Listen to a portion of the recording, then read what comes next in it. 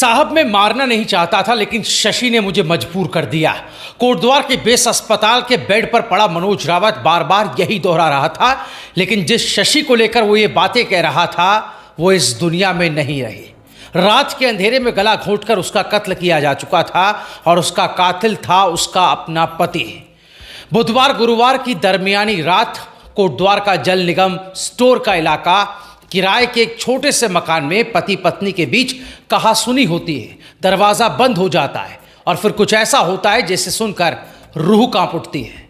40 साल का मनोज रावत अपनी 30 साल की पत्नी शशि का गला दोनों हाथों से इतनी ताकत से दबाता है कि कुछ ही मिनटों में उसकी सांसें उखड़ जाती हैं।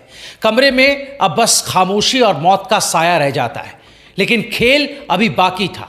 कातिल ने खुद को खत्म करने की भी पूरी तैयारी कर रखी थी। चाकू उठाया, पहले अपने गले पर चलाया, फिर दोनों कलाइयों की नसें काट ली। खून से लथपथ मनोज जमीन पर गिर पड़ा, लेकिन शायद मौत ने भी कहा अभी नहीं। सुबह होते ही इस खूनी वारदात की खबर कोटद्वार में आग की तरह फैल गई। पुलिस पहुंची, एम्बुलेंस पहुंची, लेकिन तब तक देर हो चुकी थी। बेस अस्पताल में डॉक्टर्स ने ऐलान कर दिया, सर मैडम अब इस दुनिया में नहीं है। और दूसरी ओर मनोज की धड़कनें अभी भी चल रही थी, उसकी नसें कटी थी पर जान बच गई थी। शशि के पिता की गूंजती चीख, मैंने अपनी बेटी को बचाने के लिए सब कुछ किया। हरियाणा पुलिस के एक रिटायर्ड उप निरीक्षक सतपाल सिंह रावत, वो शख्स जिसने अपनी बेटी के लिए सब कुछ किया, उसे दुनिया की हर खुशी देने की कोशिश की, लेकिन वो उसे बचा नहीं सके।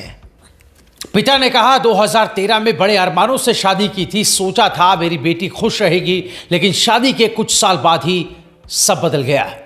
पिता ने लाखों रुपए खर्च कर दामाद मनोज को होटल मैनेजमेंट की नौकरी दिलाने के लिए जर्मनी भी भेजा था, मगर 6 महीने में ही वो वापस लौट आया और लौटते ही शशि की जिंदगी जहन्नुम बना दी।